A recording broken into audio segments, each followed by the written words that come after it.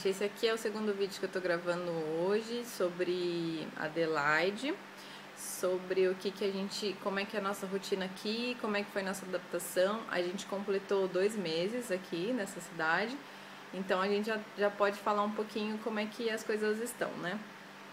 Bom, o outro vídeo anterior a esse, ele explica por que a gente veio pra cá, que foi por uma estratégia para tentar um tipo de visto diferente. Então eu vou começar falando sobre esse visto. E assim, esse visto ele chama Regional Skilled Immigration, acho que é alguma coisa assim, tá? Eu posso até tentar colocar o link, ou então vocês comentem e me peçam que eu possa procurar. Mas você tem que procurar o site do South Australia e lá tem uma imigração por trabalho. E como é que funciona? Você tem que ter um nível de inglês, de acordo com a sua profissão, eles têm uma lista, por partes. Eles têm uma lista de profissões em demanda, ou seja, profissões que eles gostariam de receber aqui, esses profissionais. E aí nessa lista de profissões, se você tiver essa profissão, você vai fazer um assessment do seu diploma e da sua experiência. Eu acho que é só o diploma que precisa para esse visto, mas, por exemplo, a gente fez sistemas, ciência da computação, análise de sistemas, whatever, qualquer desses cursos. Aí você tem que tem um órgão que vai analisar o seu diploma e vai dizer a validade dele ou não. O que pode acontecer é, as faculdades do Brasil, elas são noturnas, assim, você estuda à noite, né? Então você trabalha durante o dia e estuda à noite, então elas são part-time, ou seja, são meio período. E as faculdades daqui, elas são todas o dia inteiro, full time. O que pode acontecer se a sua faculdade não for muito boa, não for muito reconhecida, se as matérias do seu curso forem muito mais superficiais do que as matérias que eles estudam aqui, eles considerarem o seu curso não como um bacharel, mas como um diploma. Um diploma é um curso profissionalizante, que também é part-time, é aquele tecnólogo que tem no Brasil, sabe? Isso ganha menos pontos na imigração do que um bacharel, então tem esse risco aqui na Austrália. E para o federal, não sei se esse no regional também conta, mas eles consideram também a sua experiência de trabalho. Para a TI, deixa bem claro que é para a TI, que é a informação que a gente tem, eles consideram a sua experiência depois de 2 anos de formado. Ou seja, no Brasil a gente estuda e já começa a trabalhar na área, a gente faz estágio, já é efetivado, às vezes sem nem terminar o curso ainda. Então tem gente que tem 5 anos de experiência, mas na verdade em 4 estava estudando ainda, depois de formado 1, ou então meio, enfim. Aí a pessoa acha que tem um monte de experiência aqui, fala, não, eu tenho 7 anos de experiência, sou formada em ciência da computação, e eu fiz na faculdade XPTO lá e eu tenho os pontos, que aí dá pra você ver no site se você tem os pontos. E nem sempre é assim, porque como eles podem considerar sua faculdade só um diploma que te dá 5 pontos ou 10 pontos a menos, e eles consideram a sua experiência depois de 2 anos de formado. Então eu fiz a minha faculdade, eu terminei a minha faculdade, eu sou formada em ciência da computação, por exemplo, trabalhei mais 2 anos, eles não contam isso, porque eles consideram isso um trainee. Então, você só é um profissional da área depois de 2 anos passados da sua formação. Ou seja, nessa, cortou uma fatia de experiência do meu marido de uns 5 anos, assim, sabe? Então, a gente ganhou menos ponto por causa disso também. Ele não fez, assim, para deixar bem claro, a gente não fez o assessment ainda, a gente não mandou o nosso diploma e as cartas das empresas, porque é assim que você prova a experiência, tá? Em cartas das empresas que você trabalhou. A gente não mandou ainda, então a gente não tem certeza. Isso são especulações pessimistas. Porque quando você vai fazer alguma coisa do tipo, você tem que saber todos os casos. Você pode cair nesse caso, não é assim difícil. E a gente conheceu uma pessoa que fez tudo isso que a gente está falando e por causa da faculdade dele não ser reconhecida, a experiência dele não ser considerada completa, perdeu as possibilidades de aplicar. Por que perdeu? Porque aí ele precisaria de 8 no IELTS e 8 é bem difícil de tirar. Então ele meio que falou assim, eu vou tentar em outro lugar e foi pro Canadá. Então assim, a gente tá falando essas coisas pra deixar bem claro assim que tem muitas chances, mas que também pode não dar certo. E você tem que ter outros planos. Eu não sei exatamente como é ainda os critérios desse visto regional, porque foi uma coisa meio que agora que a gente descobriu. A ideia inicial era estudar bastante e fazer pelo processo federal, mesmo estando aqui em South Australia. Mas esse regional, você precisa provar só com o seu diploma e com o seu inglês. E eles te dão um visto de 4 anos. E nesses 4 anos, você precisa só estar morando aqui 2 anos no estado que vai te sponsorar. E você precisa de 1 ano de experiência full time em qualquer coisa. Não precisa ser na sua área. E o visto te dá direito a trabalhar full time. Então a gente está buscando mais informações desse visto, mas antes de qualquer coisa precisa prestar a prova do IELTS para ver se tira nota, porque cada área pede um nível de proficiência em inglês e TI pede 7. Tá bom, então é por isso, tá? Que a gente está aqui, a gente está buscando aprender mais inglês, ficar bem, porque se você tem uma nota boa você tem mais possibilidades e de acordo com a nota que a gente tirar, no tempo que a gente achar que é certo para aplicar, a gente vai escolher o país que abre as portas pra gente com o que a gente tem, certo? Então tenha um plano A, um B, um C, um D, tá bom? É importante, porque se você frustra por algum detalhe no processo que não sai como você imaginou que sairia, você pode desanimar da imigração e tudo. Então tá. Agora falando sobre Adelaide. O que a gente achou, quais são as diferenças de Melbourne, o pessoal pergunta muito por que a gente veio pra cá e o que a gente está achando sobre trabalho e tudo. Quando a gente chegou, a gente morou num bairro afastado assim do centro, ele era tipo 30 quilômetros do centro. E eu tive uma semana de aula só quando a gente chegou, porque a gente chegou no final de novembro, então as minhas aulas começaram em dezembro, eu tive uma semana de aula e já teve férias a escola. Então eu senti um pouco como era andar de condução lá, sabe? Porque era afastado, então tinha um ônibus, uns 2 ônibus só e demorava uma meia hora assim para chegar, sabe?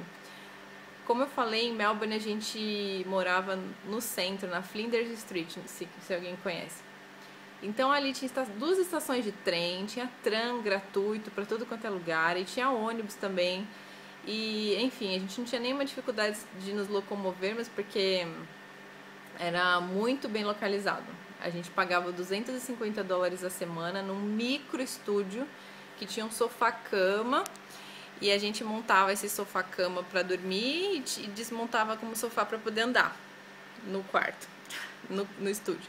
Tinha um banheiro e tinha um pedacinho de cozinha assim. Então era muito pequeno assim e era caro porque era bem no centro. Mas a gente achou melhor morar desse jeito porque a gente não conhecia nada, então a gente ia ficar muito preso se a gente morasse longe, sabe? Foi uma boa decisão, eu acho que a gente não se arrepende, sabe?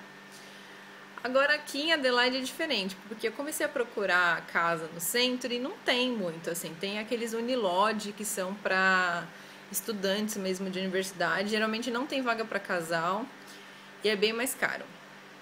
Então a gente teria que sair do centro de qualquer jeito. E a gente morou nesse lugar que eu falei, nesse bairro chama Paralowie. E a gente começou a sentir um pouco de dificuldade de se locomover porque não tinha carro. E porque o transporte não é tão rico, assim, tão desenvolvido quanto em Melbourne. Se você vai para qualquer lugar, de um bairro para o outro, mesmo que seja do lado um do outro, você tem que ir para o centro de trem, do trem pegar um outro trem para ir para esse lugar. Então isso aí a gente começou a pensar um pouco. A segunda coisa que a gente foi fazer foi procurar emprego. A gente pegava o trem, demorava 1 hora para chegar no centro, mais ou menos, mesmo sendo não tão distante, mas pela demora mesmo dos transportes. Aí a gente foi procurar umas vagas. Em Melbourne a gente trabalhou bastante de cleaner, de gardener, de kitchen hand, que é jardineiro, cozinheiro, ajudante de cozinha, faxineiro. Eu trabalhei numa loja grande que chamava David Jones, que é tipo uma loja de departamento. Carregava umas caixas, comprimia umas caixas lá e fazia uma reciclagem, essas coisas. Um monte de coisa a gente fez. Então a gente já tinha experiência australiana. Isso conta, porque o primeiro emprego é bem difícil, tá? Você conseguir alguém que te dê uma oportunidade, ele não te conhece. Você tem um currículo só de coisas do Brasil e geralmente você não tem currículo com esses trabalhos, porque a gente trabalha na nossa área lá. Então é bem complicado achar um primeiro emprego. Mas aqui a gente já tinha uma experiência australiana, nomes de lojas e telefones de pessoas que eles poderiam ligar e perguntar sobre a gente, que também é bem importante ter referência. Só que os empregos aqui, a maioria era assim, tenha seu próprio carro, tenha seus próprios produtos e se locomova, não tenha problemas de locomover, e aí você liga pra gente. E a gente viu muita vaga assim, sabe? Aí a gente começou a pensar na possibilidade de comprar um carro. E aí foi o que a gente fez. A gente tem um amigo que é uma família, que tem uma família em Melbourne, que eram nossos amigos lá, eles têm uma família aqui, que acolheu a gente como se fosse a nossa família mesmo. E eles ajudaram a gente a comprar um carro. Por que ajudaram? Porque assim, é tudo diferente, assim, tem marcas que não são muito comuns no Brasil, tem marcas que são boas no Brasil e que aqui não são. E esse senhor, ele trabalhou numa fábrica de automóveis, então ele conhecia sobre motor, que é importante, porque a gente ia comprar um carro velho. Em qualquer lugar que você vai comprar um carro velho, você tem que saber algumas coisas sobre carro, porque você pode entrar numa furada. E aqui os carros têm uma quilometragem, assim, absurda. Tipo, eles andam muito de carro, porque é tudo longe, e as pessoas usam carro para trabalhar, como a gente.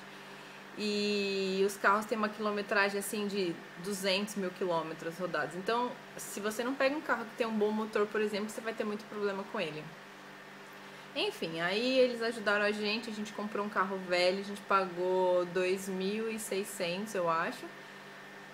2.000 e poucos dólares no carro. E já estava registrado quando a gente comprou, então teria que registrar só esse ano agora, de 2016. A gente comprou no final de novembro. E assim que a gente comprou o carro, a gente começou a mandar uns currículos para umas vagas que queriam pessoas que tivessem carro, tal, os produtos. A gente nem tinha comprado os produtos ainda, mas a gente já começou a mandar os currículos. E aí choveu ligação. Umas 5 empresas entraram em contato com a gente.